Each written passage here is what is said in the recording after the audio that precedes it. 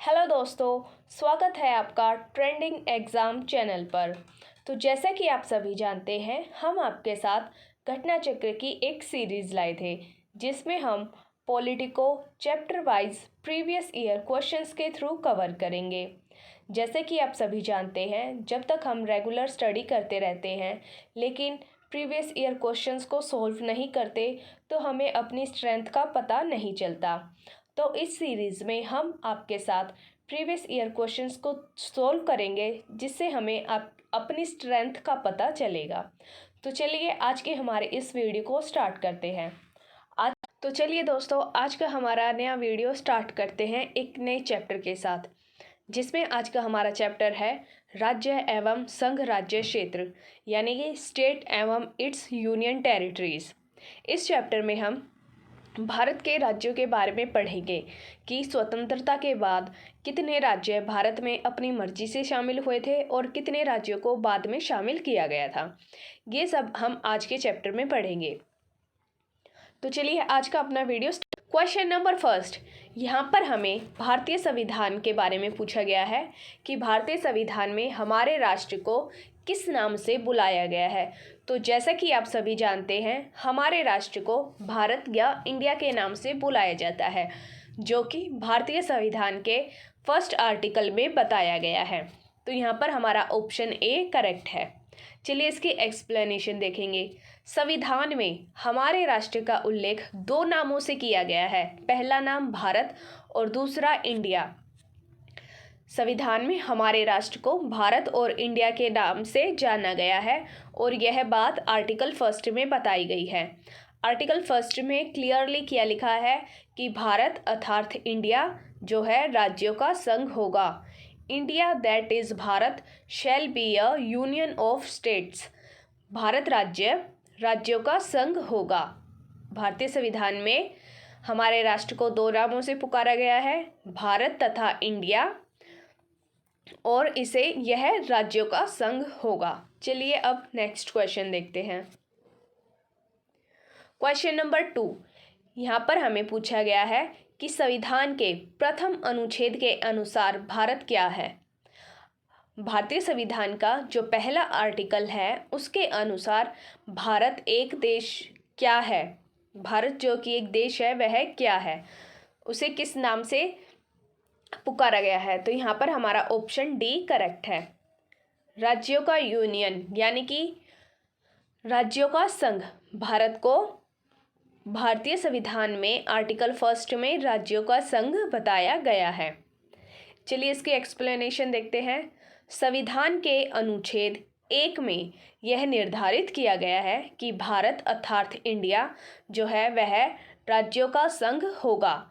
भारत के राज्य क्षेत्र में पहले फर्स्ट राज्यों के राज्य क्षेत्र हैं, सेकंड संघ राज्य क्षेत्र हैं और थर्ड ऐसे अन्य राज्य क्षेत्र जो अर्जित किए जाएं, यानी कि जो ऐसे राज्य जो बाद में जिन्हें अर्जित एक्वायर किया गया है समाविष्ट होंगे। राज्यों तथा संघ राज्यों के राज्य क्षेत्रों के नाम तथा प्रत्येक के अंतर्गत आने वाले राज्य क्षेत्रों का वर्णन संविधान की प्रथम अनुसूची में किया है। भारत के जितने भी राज्य हैं और जो एक्वायर्ड राज्य हैं, यानी कि भारत के जितने भी ओवरऑल स्टेट्स हैं, उन सभी के बारे में अनुसूची फर्स्ट में बताया गया है। चलिए नेक्स्ट क्वेश्चन देखेंगे। क्वेश्चन नंबर 3, संविधान के निम्नलिखित यानी कि नीचे दिए गए में से किस प्रावधान के अंतर्गत भारतीय संसद को नया राज्य बनाने का अधिकार है। भारतीय संविधान के अनुसार भारत की जो संसद है, पार्लियामेंट है, उसे नए राज्यों को बनाने का अधिकार दिया गया है। तो हमसे यहाँ पर पूछा गया है कि किस आर्टिकल के तहत उसे यानी कि संसद को यह अधिकार दिया गया है। तो यहाँ पर हमारा ऑप्शन सी करेक्ट है। आर्टिकल 3 अनुच्छेद 3 के अनुसार भारत की संसद को नए राज्यों को बनाने का अधिकार दिया गया है। इसकी एक्सप्लेनेशन देखेंगे। भारतीय संविधान के अनुच्छेद 3 के तहत नए राज्यों के निर्माण, उनके क्षेत्रों और सीमाओं तथा नाम में परिवर्तन करने का अधिकार भारतीय संसद में निहित है और यह बात भारतीय संविधान में बताई गई है। जबकि अनुच्छेद 1 के तहत संघ का नाम और राज्य क्षेत्र हैं और अनुच्छेद 2 के तहत भारतीय संघ में नए राज्यों के प्रवेश या स्थापना की शक्ति संसद को प्रदान की गई है। तो यहाँ पर हमें पूछा गया है कि संसद को नए राज्य बनाने का अधिकार दिया गया है, यह बात किस आर्टिकल में है? तो हमारे आर्टिकल 3 में ये बात कही गई है। नेक्स्ट क्वेश्चन देखेंगे। नए राज्यों के गठन की शक्ति निहित है।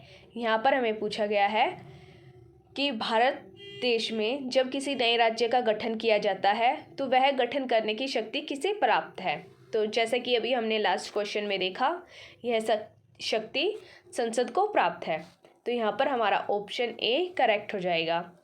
नए राज्य बनाने की, नए राज्य के गठन की शक्ति संसद में निहित है और इसकी एक्सप्लेनेशन अभी हमने ऊपर देखी ही थी। क्वेश्चन नंबर 5 देखेंगे। भारत के संविधान के अंतर्गत निम्नलिखित में से किसको राज्यों की सीमाओं को परिवर्तित करने की शक्ति प्राप्त है? यहाँ पर हमें पूछा गया है कि भारत के संविधान के अनुसार राज्यों की सीमाएं, जो कि स्टेट्स की बाउंड्रीज होती हैं, उनमें परिवर्तन करने की जो शक्ति है वह किसे प्राप्त है? तो जैसे कि अभी आपने पढ़ा था, ये शक्ति पार्लियामेंट यानी कि संसद को प्राप्त है। भारत के संविधान के अनुसार राज्यों की सीमाओं को परिवर्तित करने, उनके नाम में परिवर्तन करने, दो राज्यों को एक राज्य बनाने या एक राज्य में से काटकर किसी और अन्य राज्य का गठन करने की शक्ति, यह सभी शक्तियां संसद को प्राप्त हैं आर्टिकल 3 के अंदर। नेक्स्ट क्वेश्चन देखेंगे। Question number 6। एक राज्य को संघ में सम्मिलित करने अथवा नए राज्यों की स्थापना करने की कार्यपालिकीय शक्ति निम्न में से किसे प्राप्त है? यहाँ पर हमें पूछा गया है कि कोई एक राज्य है, उसे संघ में शामिल करना है, यानी कि भारतीय संघ में शामिल करना है, तो इसे ये शामिल करने की शक्ति किसे प्राप्त है? तो जैसे कि अभी आपने पढ़ा है, यह शक्ति संसद को प्राप्त है। यहाँ पर हमारा ऑप्शन ए करेक्ट है। संसद को एक राज्य को संघ में सम्मिलित करने की और नए राज्य की स्थापना करने की जो कार्यपालिकी शक्तियां हैं वह संसद को दी गई हैं भारतीय संविधान के आर्टिकल 3 के अनुसार। Question number 7। भारतीय संघ के अंतर्गत किसी राज्य को मिलाने का अधिकार किसे है? भारतीय संघ में यदि किसी नए राज्य को मिलाने की बात आती है तो यह अधिकार किसे प्राप्त है? यहाँ पर हम देखते हैं ऑप्शन सी करेक्ट है। संसद को भारतीय संघ में किसी राज्य को मिलाने, किसी राज्य के बाउंड्री में कोई परिवर्तन करने, किसी स्टेट का नाम चेंज करने, यह सब शक्तियाँ संसद को प्राप्त हैं जो कि आर्टिकल 3 में दी गई हैं, भारतीय संविधान के आर्टिकल 3 में। नेक्स्ट क्वेश्चन देखेंगे। Question number 8। निम्नलिखित में से कौन सी एक भारतीय संघ राज्य पद्धति की विशेषता नहीं है? यहाँ पर हमें क्या पूछा गया है कि इनमें से यहाँ पर कुछ विशेषताएं दी गई हैं और पूछा गया है कि भारतीय संघ की राज्य पद्धति की विशेषता कौन सी नहीं है। यहाँ पर हमें नहीं के बारे में पूछा गया है। तो जो कीवर्ड्स दिए जाते हैं क्वेश्चंस में, उन्हें आपको अच्छे से देखना है ताकि आपका क्वेश्चन गलत ना हो। तो चलिए यहाँ पर हम इसके एक बार ये विशेषताओं को पढ़ते हैं। ए, भारत में स्वतंत्र न्यायपालिका है। बी, केंद्र और राज्यों के बीच शक्तियों का स्पष्ट विभाजन किया गया है। सी, संबद्ध होने वाली इकाइयों को राज्यसभा में असमान प्रतिनिधित्व दिया गया है। डी, यह संबद्ध होने वाली इकाइयों के बीच एक सहमति का परिणाम है। तो यहाँ पर आप देखते हैं कि ए, बी और सी तीनों ही स्टेटमेंट बिल्कुल सही हैं, लेकिन हमें यहाँ पर भारतीय संघ की राज्य पद्धति की कौन सी विशेषता नहीं है, तो नहीं के बारे में बताना है, इसलिए यहाँ पर हमारा ऑप्शन डी करेक्ट हो जाएगा। हमारा ऑप्शन क्या है? डी। चलिए इसकी एक्सप्लेनेशन देखेंगे। भारतीय संघ राज्य पद्धति की विशेषताओं में लिखित संविधान का होना है, संविधान की सर्वोच्चता है, शक्तियों का विभाजन किया गया है, स्वतंत्र न्यायपालिका है, यानी कि जो हमारी सुप्रीम कोर्ट है वह स्वतंत्र है, द्विसदनीय विधायिका है, राज्यों का राज्यसभा में असमान प्रतिनिधित्व भी है और द्विस्तरीय सरकार आदि शामिल हैं। जबकि भारतीय संघ की स्थापना संबद्ध होने वाली इकाइयों के बीच किसी सहमति या समझौते द्वारा नहीं हुई है। तो यहाँ पर क्या है, नहीं हुई है, और ऑप्शन में क्या दिया गया है कि समझौते के द्वारा हुई है, तो इसलिए हमें हमारा ऑप्शन डी करेक्ट था। तथा भारतीय संघ से राज्यों इकाइयों को अलग होने का अधिकार नहीं है। भारत में जो राज्य हैं उन्हें भारत के संघ से अलग होने का कोई अधिकार नहीं है। भारतीय संविधान के अनुच्छेद 1 में यह बताया गया है कि इंडिया अर्थात भारत राज्यों का एक संघ होगा। India that is Bharat shall be a union of state, इसलिए हमारा ऑप्शन डी करेक्ट है। यहाँ पर भारतीय संघ राज्य पद्धति की विशेषता नहीं है, यह अमेरिकी संघवाद की विशेषता है। तो जो ऑप्शन डी में विशेषता दी गई है यह भारतीय संघ की नहीं है, यह अमेरिका के संघवाद की है। तो चलिए क्वेश्चन नंबर 9 देखते हैं। निम्नलिखित में से कौन सा कथन नए राज्यों के निर्माण के बारे में सही नहीं है। यहाँ पर हमें क्या पूछा गया है कि नए राज्यों के निर्माण के बारे में सही नहीं है, नहीं के बारे में पूछा गया है। तो यहाँ पर मैं आपको एक एक ऑप्शन को ठीक से पढ़कर बताऊंगी जिससे आपको अच्छे से समझ में आए और किसी प्रकार की कोई प्रॉब्लम ना हो। ऑप्शन ए, संसद विधि द्वारा एक नए राज्य का निर्माण कर सकती है। तो ये बात बिल्कुल सही है, भारत की जो पार्लियामेंट है वो कानून बनाकर नए राज्यों का निर्माण कर सकती है। बी, इस प्रकार की विधि में संविधान की पहली अनुसूची और चौथी अनुसूची के संशोधन का प्रावधान होगा। तो यहाँ पर भी ये बात भी बिल्कुल सही है कि अगर हम किसी नए राज्य का निर्माण करते हैं तो भारतीय संविधान की जो पहली अनुसूची और चौथी अनुसूची है उसमें संशोधन करना होगा। ऑप्शन सी, इस प्रकार की विधि को अनुच्छेद 368 के प्रयोजनों के लिए संविधान का संशोधन समझा जाएगा। यहाँ पर हमें जो ऑप्शन सी दिया गया है यह गलत है, क्योंकि पार्लियामेंट को जो पावर दी गई है नए राज्यों का निर्माण करने के लिए, उसके लिए उसे आर्टिकल 368 में कोई भी संशोधन करने की ज़रूरत नहीं है। तो यहाँ पर हमारा करेक्ट ऑप्शन है सी। तो चलिए ऑप्शन डी भी पढ़ते हैं एक बार। इस प्रयोजन के लिए विधेयक संसद में तब तक पूर्व स्थापित नहीं किया जा सकता जब तक उस राज्य के विधानमंडल को निर्दिष्ट नहीं कर दिया गया है जिसे क्षेत्र सीमाओं या नाम पर इसका प्रभाव पड़ता है।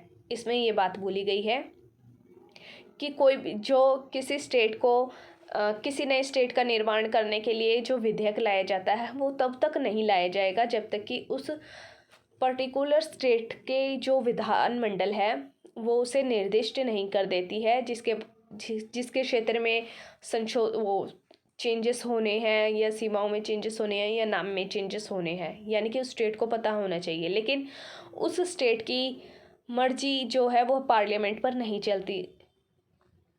तो यहाँ पर हम देखते हैं हमारा ऑप्शन सी करेक्ट है। चलिए इसकी एक्सप्लेनेशन देखेंगे। यहाँ पर हमें क्या पूछा गया था कि नए राज्यों के निर्माण के बारे में कौन सा ऑप्शन सही नहीं है। तो यहाँ पर ऑप्शन सी जो है वो सही नहीं है, बाकी ए, बी और डी ऑप्शन बिल्कुल सही दिए गए हैं।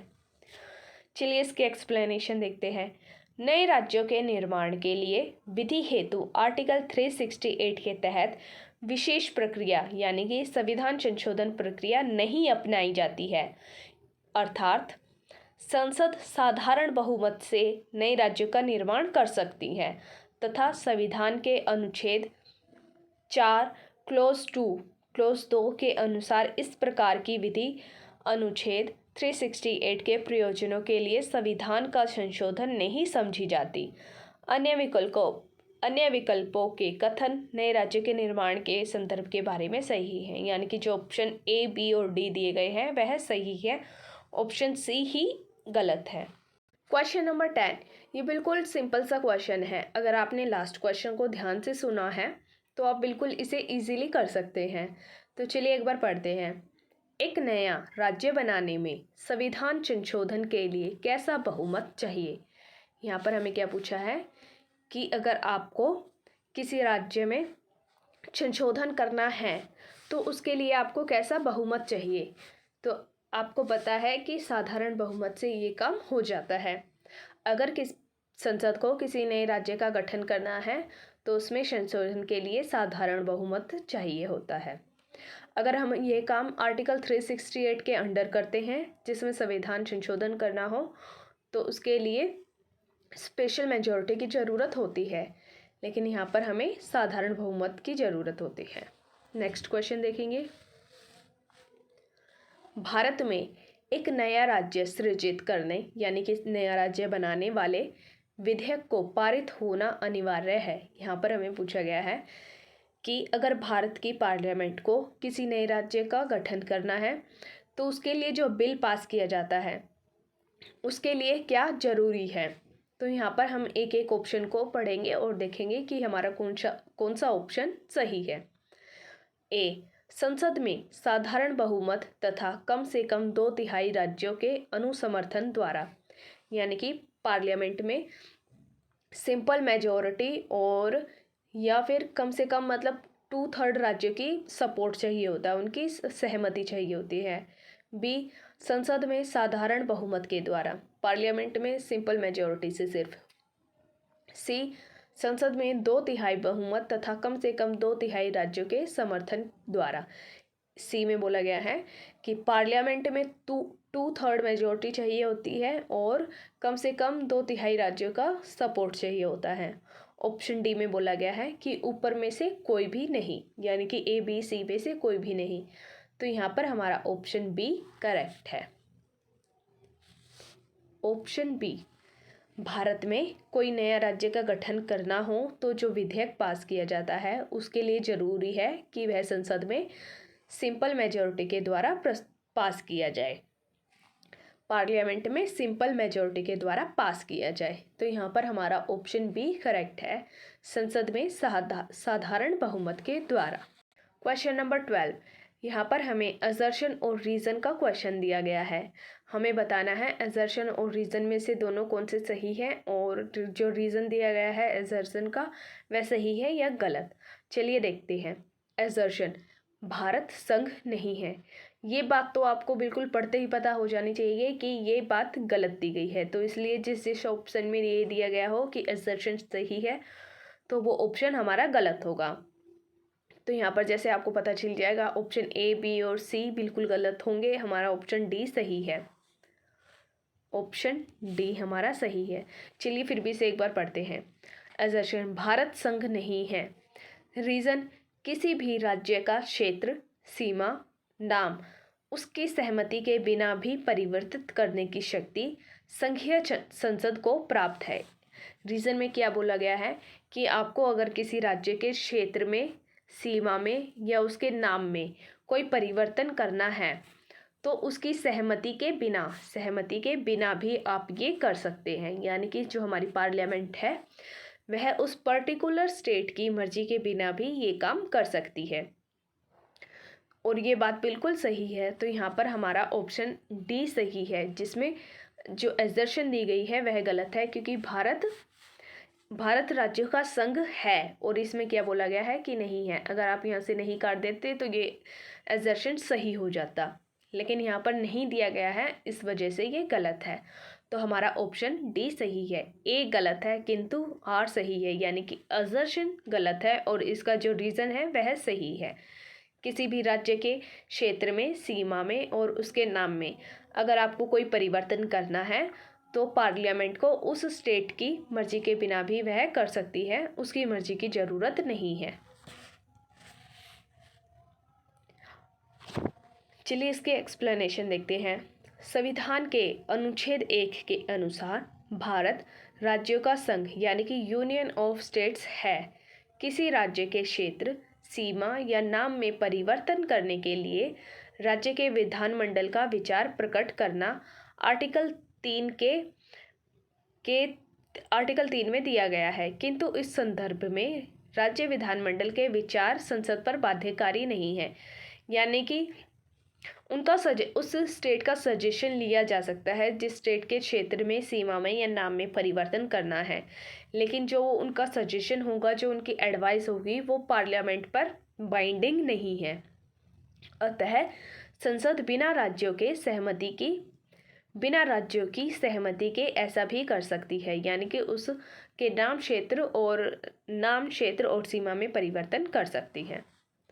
क्वेश्चन नंबर 13 संवैधानिक प्रावधानों के अनुसार, यानी कि हमारे संविधान में जो प्रावधान दिए हैं उनके अनुसार राज्यों की सीमाओं को बदलने के लिए डैश सहमति की आवश्यकता है। यहाँ पर हमें जो ब्लैंक दिया गया है हमें उसे फिल करना है। तो यहाँ पर हमारा ऑप्शन डी करेक्ट है। ऑप्शन डी, संवैधानिक प्रावधानों के अनुसार अगर किसी राज्य की सीमाओं को बदलना है तो उसमें राज्यों की सहमति की आवश्यकता नहीं है। संसद यह काम अपने आप से कर सकती है अपनी सुविधा के अनुसार। जो राज्यों से एडवाइस ली जा सकती है, लेकिन जो एडवाइस है राज्यों की वह पार्लियामेंट पर बाइंडिंग नहीं होती। तो यहाँ पर हमारा ऑप्शन डी सही है। क्वेश्चन नंबर 14 निम्नलिखित में से कौन एक नए राज्य के निर्माण के लिए संवैधानिक उपबंध नहीं है। यहाँ पर हमें पूछा गया है कि आपको अगर किसी नए राज्य का निर्माण करना है तो यहाँ पर कुछ उपबंध, कुछ प्रोविजंस दिए गए हैं, आपको बताना है कि इनमें से वह कौन सा नहीं है। चलिए एक एक कर पढ़ेंगे।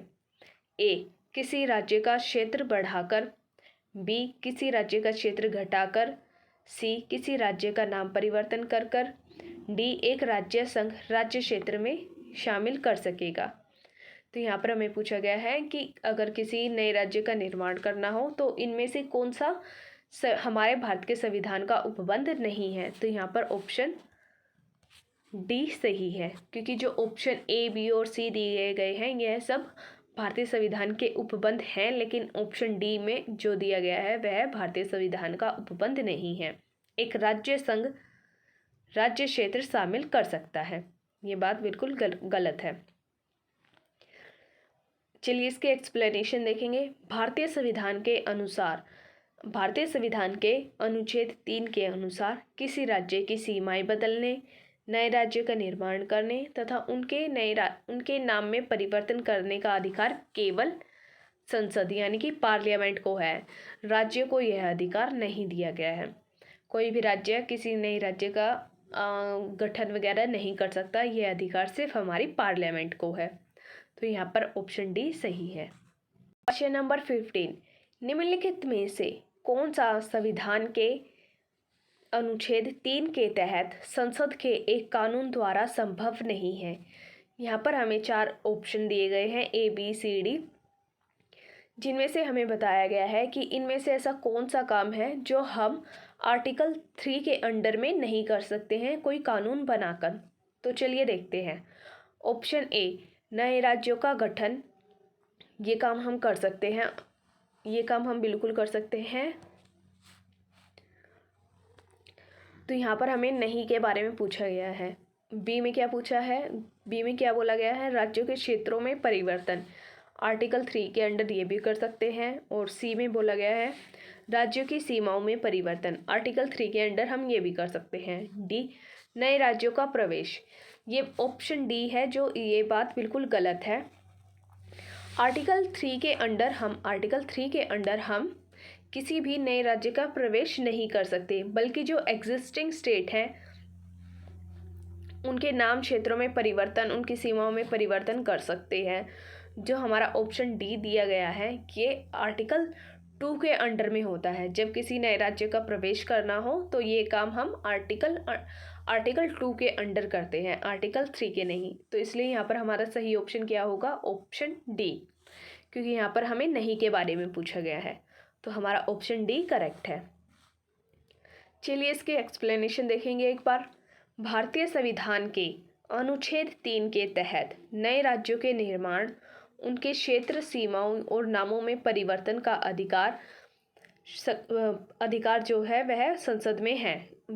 संसदीय काम विधि के एक कानून बनाकर कर सकती है, जबकि अनुच्छेद 2 के तहत संसद विधि द्वारा भारतीय संघ में नए राज्यों के प्रवेश या उनकी स्थापना कर सकती है। तो जो ऑप्शन डी में बात बोली गई है नए राज्यों का प्रवेश, वह आर्टिकल 2 के अंडर किया जाता है, 3 के अंडर नहीं। ए बी सी में जो बातें बोली गई हैं वह आर्टिकल 3 के अंडर की जाती हैं। क्वेश्चन नंबर 16, यहाँ पर हमें कुछ 3-4 कथन दिए गए हैं और हमें पढ़कर बताना है कि इनमें से कौन सा कथन सही है। तो चलिए एक एक कर पढ़ते हैं। फर्स्ट, संविधान में यूनियन ऑफ स्टेट्स शब्द प्रयुक्त हुआ है क्योंकि भारतीय राज्यों को अलग होने का अधिकार नहीं है। हमारी फर्स्ट स्टेटमेंट बिल्कुल सही है।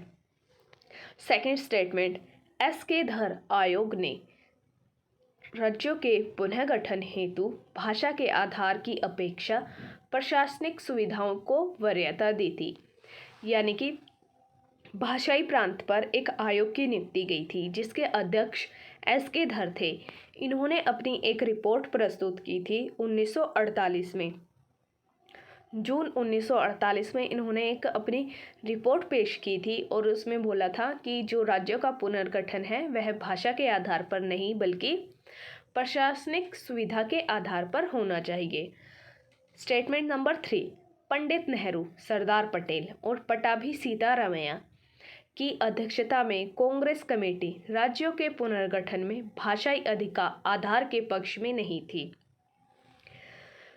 पंडित नेहरू, सरदार पटेल और पटाभी सीतारामैया ने एक कमेटी बनाई थी जिसे JVP कमेटी के नाम से जाना जाता था। इन्होंने अपनी एक रिपोर्ट 1949 में पेश की थी और इस रिपोर्ट में इन्होंने बताया था कि राज्यों का जो गठन है वह भाषा के आधार पर नहीं होना चाहिए। तो जो भाषा के आधार पर राज्यों के गठन करने की बात कही गई थी ये उसके पक्ष में नहीं थे। तो यहाँ पर हम देखते हैं कि तीनों ही स्टेटमेंट बिल्कुल सही है। फर्स्ट, सेकंड और थर्ड स्टेटमेंट बिल्कुल सही है, इसलिए हमारा ऑप्शन डी करेक्ट है। सभी जो तीनों स्टेटमेंट दी गई हैं बिल्कुल सही है। चलिए इसकी एक्सप्लेनेशन देखेंगे। डॉक्टर भीमराव अंबेडकर के शब्दों में संविधान में प्रयुक्त यूनियन ऑफ स्टेट शब्द का अर्थ है, यानी कि जो यूनियन ऑफ स्टेट शब्द है उसका मतलब है संघ राज्य, जो कि किसी समझौते का परिणाम नहीं है। किसी राज्य को संघ से अलग किसी भी राज्य को भारतीय संघ से अलग होने का अधिकार नहीं दिया गया है। एस.के. धर आयोग 1948 ने भाषा के आधार पर राज्यों के पुनर्गठन का विरोध किया और इस संदर्भ में प्रशासनिक सुविधाओं को वरीयता दी थी, यानी कि राज्यों का पुनर्गठन आज़ादी के बाद जो राज्यों का पुनर्गठन होना था उसमें राज्यों का पुनर्गठन भाषा के आधार पर नहीं बल्कि प्रशासनिक सुविधा के अनुसार होना चाहिए। यह बात एस.के. धर ने बोली थी अपनी रिपोर्ट में 1948 में। फिर वर्ष 1948 में गठित पंडित नेहरू, सरदार पटेल और पटाभी सीतारामैया की कमेटी JVP कमेटी ने यह कमेटी गठित हुई थी 1948 में, लेकिन इसने अपनी रिपोर्ट दी थी अप्रैल 1949 में। अपनी संस्तुतियों में राज्यों के पुनर्गठन में भाषाई आधार को अस्वीकृत कर दिया था, यानी कि ये सभी चाहते थे कि राज्यों का पुनर्गठन प्रशासनिक सुविधा के अनुसार होना चाहिए, ना कि भाषा के आधार पर। चलिए नेक्स्ट क्वेश्चन देखते हैं। क्वेश्चन नंबर 17, भारतीय संघात्मक व्यवस्था के संदर्भ में निम्नलिखित में से कौन सा कथन सही है। यहाँ पर हमें भारत के जो संघात्मक व्यवस्था है उसके बारे में बताना है कि कौन सा कथन इनमें से सही है। फर्स्ट, भारतीय संविधान के अंतर्गत राज्यों को संघ से अलग होने का अधिकार नहीं है। फर्स्ट स्टेटमेंट बिल्कुल सही है। भारत के संविधान में यह बात क्लियरली बोली गई है कि राज्यों को संघ से अलग होने का बिल्कुल भी अधिकार नहीं है।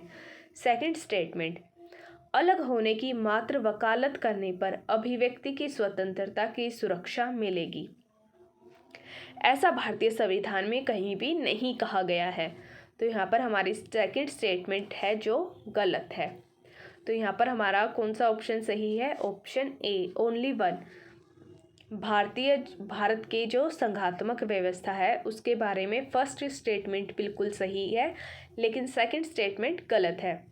ऐसा भारतीय संविधान में कहीं भी नहीं बोला गया है कि अगर कोई राज्य अलग होना चाहता है तो उसकी वकालत करने पर अभिव्यक्ति की स्वतंत्रता की सुरक्षा मिलेगी। ऐसा कहीं भी नहीं कहा गया है। भारत के राज्यों को संघ से अलग नहीं होना है, उन्हें अलग होने का अधिकार नहीं है। क्वेश्चन नंबर 17 की एक्सप्लेनेशन देखते हैं। भारतीय संविधान के तहत राज्यों के संघ की स्थापना की गई है, जिसमें राज्यों को संघ से अलग होने का अधिकार नहीं है। यानी कि भारतीय राज्यों को भारतीय संघ से अलग होने का अधिकार नहीं है। संघीय संसद ही संघ में नए राज्यों का प्रवेश या उनकी स्थापना कर सकती है। यानी कि जो हमारी संघीय व्यवस्था है उसमें पार्लियामेंट ही नए राज्यों का प्रवेश और उनकी स्थापना कर सकती है, तथा राज्यों के क्षेत्र में, सीमाओं में और नाम में परिवर्तन भी पार्लियामेंट ही कर सकती है, अथवा राज्य या राज्यों के भागों को अलग कर या मिलाकर नए राज्यों का निर्माण कर सकती है। परंतु संविधान के तहत किसी राज्य को संघ से अलग होने का अधिकार नहीं है, इसलिए हमारी फर्स्ट स्टेटमेंट सही है। संविधान के अनुच्छेद 19 क्लोज 1 क में के तहत सभी नागरिकों को वाक स्वातंत्र्य यानी कि बोलने और अभिव्यक्ति स्वातंत्र्य यानी कि अभिव्यक्ति का मूल अधिकार है, फंडामेंटल राइट है। यह हमें अपनी बात कहने का फंडामेंटल राइट है। परंतु इस अधिकार के प्रयोग पर भारत की प्रभुता और अखंडता, राज्य की सुरक्षा, विदेशी राज्यों के साथ मैत्रीपूर्ण संबंधों, लोक व्यवस्था, शिष्टाचार या सदाचार के हितों में अथवा न्यायालय अवमान, मानहानि या अपराध उद्दीपन के संबंध में युक्त निर्बंध राज्य विधि द्वारा आरोपित कर सकता है। तदनुसार भारत से अलग होने की मात्र वकालत करना भी संबंधित विधि के तहत अपराध माना जा सकता है। यहाँ पर हमें क्या बात बोली गई है कि आर्टिकल 19 क्लोज 1 क में सब क्लोज क में ये बात बोली गई है कि किसी भी व्यक्ति को अपनी बात कहने का अधिकार है, उसे यह फंडामेंटल राइट है। लेकिन कोई भी व्यक्ति ऐसी बात नहीं कर सकता जो भारत की प्रभुता, अखंडता या किसी राज्य की सुरक्षा, कोई विदेशी राज्यों के साथ जो हमारे मैत्रीपूर्ण संबंध हैं उन पर, लोक व्यवस्था, शिष्टाचार, सदाचार, न्यायालय की अवमानना, मानहानि, अपराध, इन सब के अगेंस्ट में कोई व्यक्ति कुछ नहीं बोल सकता है, और ना ही किसी राज्य के अलग होने की बात की वकालत कर सकता है। किसी भी व्यक्ति को ये सब बोलने का अधिकार नहीं है। अगर कोई व्यक्ति ऐसी बात बोलता है तो उसे अपराध अवश्य मिलेगा। क्वेश्चन नंबर 18, यदि भारतीय संघ में एक नए राज्य का सृजन किया जाना है तो संविधान की किस अनुसूची का संशोधन करना आवश्यक होगा? यहाँ पर हमें भारत की अनुसूचियों के बारे में पूछा गया है कि अगर आपको किसी नए राज्य का गठन करना हो, किसी नए राज्य का निर्माण करना हो, तो आप कौन सी अनुसूची में संशोधन करेंगे, यानी कि राज्यों के सृजन से कौन सी अनुसूची संबंधित है? तो यहाँ पर आपको पता है कि ऑप्शन डी करेक्ट है, प्रथम अनुसूची। भारतीय संविधान की प्रथम अनुसूची में भारतीय राज्यों के बारे में बताया गया है। अगर आपको किसी नए राज्य का सृजन करना है तो प्रथम अनुसूची में संशोधन करना होगा। Option D is correct. इसकी एक्सप्लेनेशन देखेंगे। संविधान की प्रथम अनुसूची में राज्यों एवं उनके क्षेत्रों का विवरण दिया गया है। प्रथम अनुसूची में राज्यों के नाम दिए गए हैं और उनके क्षेत्रों का विवरण दिया गया है कि कौन सा क्षेत्र कहाँ तक है, उनके बारे में डिटेल्ड बताया गया है। अतः भारतीय संघ में नए राज्यों के सृजन हेतु इस अनुसूची में संशोधन करना होगा। क्वेश्चन नंबर 19, यहाँ पर हमें पूछा गया है कि राज्य पुनर्गठन आयोग, जो कि फजल अली की अध्यक्षता में बनाया गया था, ने 1 नवंबर 1956 को कितने राज्य तथा कितने संघ राज्य बनाए थे?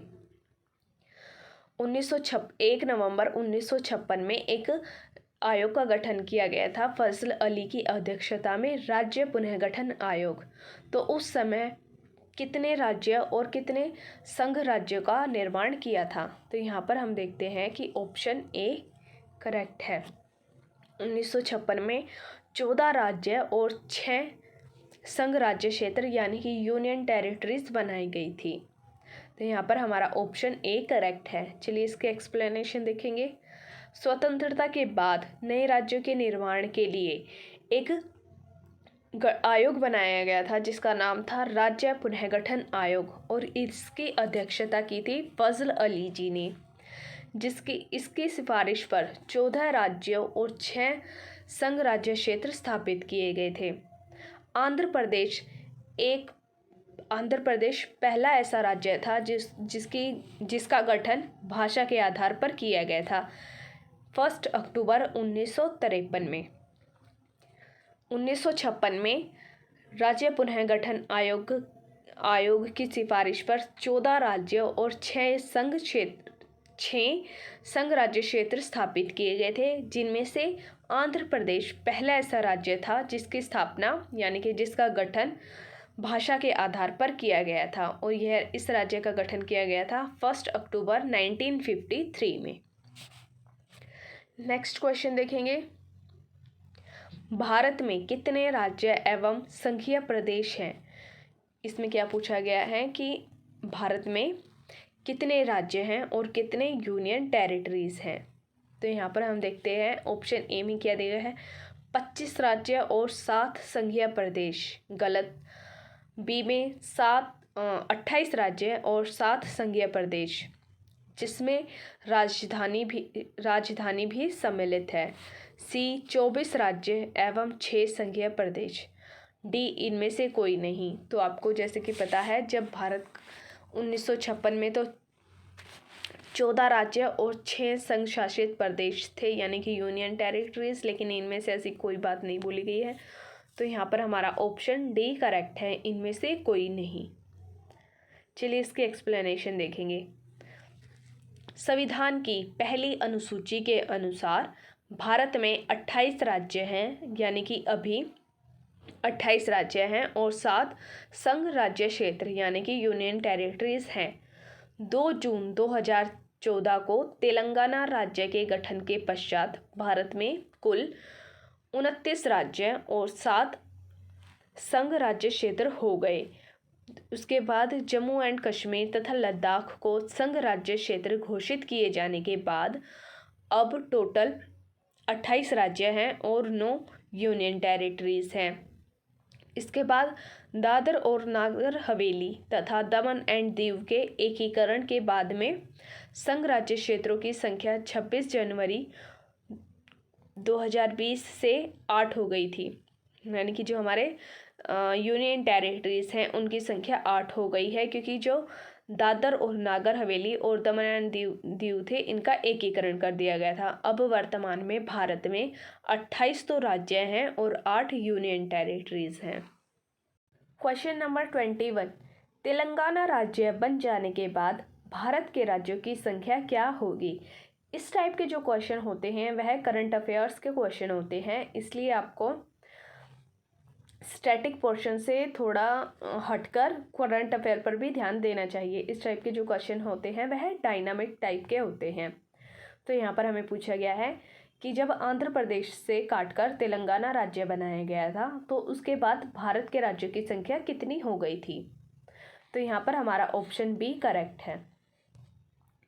ऑप्शन बी 2014 में तेलंगाना राज्य का गठन किया गया था और उसके बाद से अब भारत में 28 राज्य हैं। चलिए इसके एक्सप्लेनेशन देखेंगे। 2 जून 2014 को तेलंगाना राज्य के गठन के बाद भारत में राज्यों की संख्या 29 हो गई थी, लेकिन जम्मू और कश्मीर राज्य के 2 संघ राज्य क्षेत्र में विभाजन के उपरांत राज्यों की संख्या वर्तमान 28 है तथा दादर और नागर हवेली और दमन एंड दीव के एकीकरण के बाद यानी कि इनको मर्ज करने के बाद संघ राज्य क्षेत्रों की संख्या 8 हो गई है, इसलिए अभी वर्तमान में 28 राज्य और 8 यूनियन टेरिटरीज हैं। नेक्स्ट क्वेश्चन देखेंगे। क्वेश्चन नंबर 22, भारत में कितने संघ शासित प्रदेश हैं? बिल्कुल सिंपल सा क्वेश्चन है, इसका ऑप्शन है 8। भारत में यूनियन टेरिटरीज के बारे में पूछा गया है कि कितनी यूनियन टेरिटरीज हैं, तो 8 यूनियन टेरिटरीज हैं। नेक्स्ट क्वेश्चन देखेंगे, निम्नलिखित में से कौन संघ राज्य क्षेत्र के नहीं हैं? यहाँ पर हमें पूछा गया है कि इनमें से जो ये स्टेट्स के नाम दिए गए हैं, इनमें से कौन सा यूनियन टेरिटरी नहीं है? तो यहाँ पर हमारा ऑप्शन सी करेक्ट है, क्योंकि जो गोवा है वह एक फुल फ्लेज्ड स्टेट है, यूनियन टेरिटरीज नहीं है। बाकी अंडमान और निकोबार, दमन और दीव और पुदुचेरी, ये तीनों यूनियन टेरिटरीज हैं, लेकिन गोवा फुल फ्लेज्ड स्टेट है, इसलिए हमारा ऑप्शन सी करेक्ट है। चलिए इसके एक्सप्लेनेशन देखेंगे। भारत के संविधान की पहली अनुसूची में राज्य और संघ राज्य क्षेत्रों का उल्लेख है, यानी कि जो भारत के जितने भी स्टेट्स हैं और जितने भी यूनियन टेरिटरीज हैं, इन सब के नाम और इनका क्षेत्र के बारे में भारतीय संविधान की पहली अनुसूची में बताया गया है। इस अनुसूची में गोवा राज्यों के अंतर्गत आता है, जबकि शेष यानी कि अंडमान और निकोबार, दमन और दीव और पुडुचेरी, ये सभी संघ राज्य क्षेत्रों के अंतर्गत आते हैं, यूनियन टेरिटरीज हैं। नेक्स्ट क्वेश्चन देखेंगे। क्वेश्चन नंबर 24, किस राज्य की राजधानी का नाम स्वतंत्रता प्राप्ति के बाद अभी तक नहीं बदला गया है? यहाँ पर हमें क्या पूछा गया है कि आज़ादी के बाद भी ऐसा कौन सा राज्य है जिसने अपनी राजधानी का नाम अभी तक एक बार भी नहीं बदला है? तो यहाँ पर हम देखते हैं कि ऑप्शन डी करेक्ट है। आंध्र प्रदेश एक ऐसा राज्य है जिसने आज़ादी के बाद से अभी तक अपनी राजधानी का नाम नहीं बदला है। तो चलिए इसके एक्सप्लेनेशन देखेंगे। हमारा ऑप्शन डी करेक्ट है। स्वतंत्रता प्राप्ति के बाद आंध्र प्रदेश की राजधानी हैदराबाद का नाम अभी तक नहीं बदला गया है। तो आंध्र प्रदेश की राजधानी कौन सी है? हैदराबाद, जिसका नाम अभी तक नहीं बदला गया है। आज़ादी के समय भी वह हैदराबाद ही थी इसकी राजधानी, और अभी भी वही है। 2 जून 2014 को तेलंगाना राज्य के निर्माण के बाद आंध्र प्रदेश से काटकर एक नए राज्य का निर्माण किया गया था, जिसका नाम था तेलंगाना, 2014 में। तो इस राज्य के निर्माण के बाद अगले 10 सालों तक हैदराबाद जो है वह आंध्र प्रदेश और तेलंगाना की एक संयुक्त राजधानी बने रहने का प्रावधान जो था वह आंध्र प्रदेश के पुनः गठन अधिनियम 2014 में दिया गया था कि तेलंगाना राज्य बनने के बाद भी 10 सालों के बाद तक जो हैदराबाद है वह आंध्र प्रदेश और तेलंगाना की संयुक्त राजधानी होगा। यह बात आंध्र प्रदेश पुनः गठन अधिनियम 2014 में बताई गई थी। इस अवधि के बाद आंध्र प्रदेश की एक नई राजधानी होनी थी। ये बात भी आंध्र प्रदेश पुनः गठन अधिनियम 2014 में बोली गई थी कि ये टाइम पीरियड ख़त्म होने के बाद आंध्र प्रदेश की कोई नई राजधानी होगी।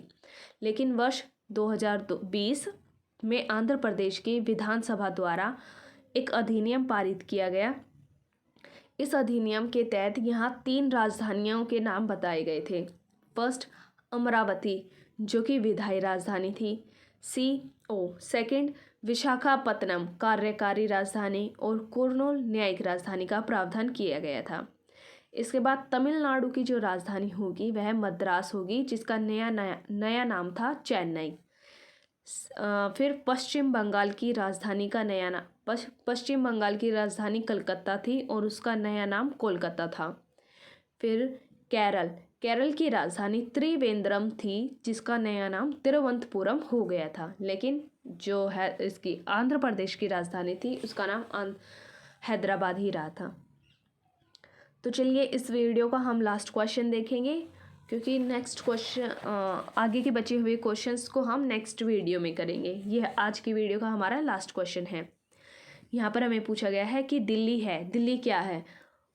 भारत में कुछ राज्य हैं और कुछ यूनियन टेरिटरीज हैं। तो इसमें हमें पूछा गया है कि जो दिल्ली है वह क्या है? तो यहाँ पर हमारा ऑप्शन बी करेक्ट है। एक केंद्र शासित प्रदेश है। दिल्ली एक यूनियन टेरिटरीज है। दिल्ली के ऊपर जो भी एडमिनिस्ट्रेशन है वह डायरेक्ट सेंट्रल का होता है, सेंट्रल गवर्नमेंट का होता है। दिल्ली एक केंद्र शासित प्रदेश है, लेकिन दिल्ली की क्योंकि जनसंख्या बहुत बड़ी है इसलिए उसकी एक विधानमंडल है, उसका खुद का ही एक विधानमंडल है। तो यहाँ पर हम इसकी एक्सप्लेनेशन देखेंगे। संविधान की प्रथम अनुसूची के अनुसार दिल्ली एक संघ राज्य क्षेत्र यानी कि केंद्र शासित प्रदेश है। दिल्ली के अंडर जो एडमिनिस्ट्रेशन होता है वह डायरेक्ट हमारी सेंट्रल गवर्नमेंट का होता है, इसलिए दिल्ली एक केंद्र शासित प्रदेश है। तो चलिए नेक्स्ट क्वेश्चन हम नेक्स्ट वीडियो में करते हैं। आज का यह वीडियो हमारा यहीं पर फिनिश होता है। Thank you.